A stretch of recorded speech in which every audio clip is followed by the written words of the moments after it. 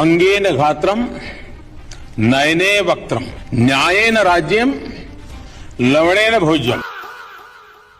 ದೇವರಾಣಿಗೂ ಈ last sentence ಸಂಸ್ಕೃತದಲ್ಲಿ ಇಲ್ಲ.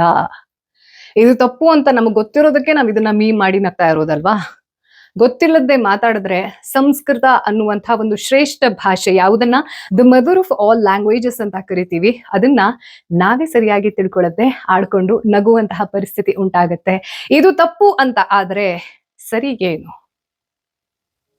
ಅಂಗೇನ ಗಾತ್ರಂ ನಯನೇನ ವಕ್ರಂ ನ್ಯಾಯೇನ ರಾಜ್ಯಂ ಲವಣೇನ ಭೋಜ್ಯಂ ಧರ್ಮೇಣ ಹೀನಂ ಖಲು ಜೀವಿತಂ ಚ ನರಾಜತೆ ಚಂದ್ರಮಸ ವಿನ ನಿಶಾ. ಅರ್ಥ ಏನು? ಈ ಅಂಗಗಳ ಮೂಲಕವೇ ದೇಹ ಅನ್ನೋದು, ಅದಕ್ಕೆ ಒಂದು ಗಾತ್ರ ಅನ್ನುವಂಥದ್ದು ಬರುತ್ತೆ. ಹಾಗೆ ಕಣ್ಣು ಇಲ್ಲದೆ, ನಯನಗಳು ಇಲ್ಲದೆ ಮುಖಕ್ಕೆ ಶೋಭೆಯಲ್ಲಿದೆ.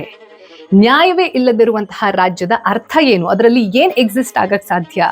ಹಾಗೆ ಲವಣೇನ ಭೋಜ್ಯಂ, ಊಟಕ್ಕೆ ಉಪ್ಪೇ ಇರ್ಲಿಲ್ಲ ಅಂತಂದ್ರೆ ಅದನ್ನ ನಾವು ಊಟ ಅಂತ ಕರಿತೀವ, ಅದು ನಮ್ಗೆ ರುಚಿಸುತ್ತ. ಕನ್ನಡದಲ್ಲಿ ಗಾದೆ ಮಾತು ಕೂಡ ಇದೆ, ಉಪ್ಪಿಗಿಂತ ರುಚಿ ಬೇರೆ ಇಲ್ಲ, ತಾಯಿಗಿಂತ ಬಂಧು ಇಲ್ಲ.